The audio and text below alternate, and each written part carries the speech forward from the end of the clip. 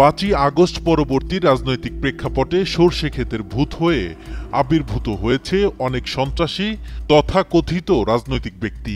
এদের মধ্যে প্রথম সারিতেই আছে বিএনপির কথিত নেতা এম এ কাইয়ুম। প্রবাসে দীর্ঘ ১৫ বছরের পলাতক জীবন শেষে আবারও বাংলাদেশে সক্রিয় হয়ে উঠেছে এই সন্ত্রাসীর গডফাদার। যুক্ত হয়েছেন সোনা চোরাচালানের সাথেও। বিভিন্ন সংবাদ মাধ্যম ও নিরাপত্তা বাহিনীর সূত্রে জানা যায়, এই কাইয়ুমের বিজনেস পার্টনার হল সাবেক স্বৈরাচার সরকারের আওয়ামী সাংসদ ওয়াকিল আহমেদ। খিলক্ষেত ও উত্তরখানের গডফাদার ওয়াকিলের গদিতে বসেই অপরাধের সাম্রাজ্য চালাচ্ছেন কাইয়ুম।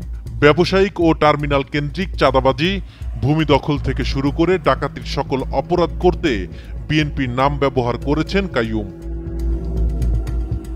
দর্শক, আপনাদের সামনে এবার উপস্থাপন করছি অবৈধ ১৫০০ কোটি টাকার সম্পদের মালিক মনির হোসেন তথা সোনা মনিরকে। সামান্য সেলসম্যান থেকে স্বর্ণ চোরাচালানের আন্তর্জাতিক মাফিয়া হয়ে ওঠে আওয়ামী এমপি মন্ত্রীদের প্রিয়পাত্র গোল্ডেন মনির। জেল থেকে ফিরেই ফের সোনা চোরাচালানে মনোযোগ দিয়েছেন মনির। তাকে ঢাল হয়ে পূর্ণাঙ্গ সাপোর্ট দিচ্ছেন বিএনপির কাইয়ুম। গোয়েন্দা সংস্থার তদন্ত বলছে, সোনা চোরাচালান করে মনির ও কাইয়ুম দুবাই, সিঙ্গাপুরে গড়েছে আলাদা সাম্রাজ্য। সেখানে দেশ থেকে প্রচুর পরিমাণ টাকা হুন্ডির মাধ্যমে পাচার করেছেন তারা। এই গোল্ডেন মনিরের অর্থ আর সন্ত্রাসী বাহিনীর সহযোগিতায় রাজনৈতিক ত্রাসের রাজত্ব কায়েমের স্বপ্ন দেখছে কাইয়ুম। এদিকে রাজধানীতে আগের মতোই রাজনৈতিক ছত্রছায়ায় প্রভাবশালীরা বিভিন্ন টার্মিনাল থেকে চাঁদার টাকা তুলছে।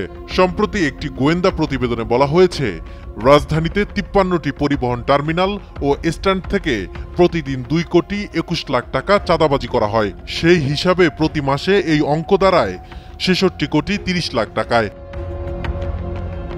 গোয়েন্দা সূত্র বলছে, সাবেক স্বৈরাচার সরকারের নেতাকর্মী দ্বারা নিয়ন্ত্রিত চাঁদাবাজির এই সিন্ডিকেট চলে গেছে অন্য একটি অপরাজনৈতিক ব্যক্তির হাতে। বিএনপির পদাবলীর ক্ষমতা ব্যবহার করে রাজধানী জুড়ে এই কোটি টাকার সিন্ডিকেট পরিচালনা করছে কাইয়ুম।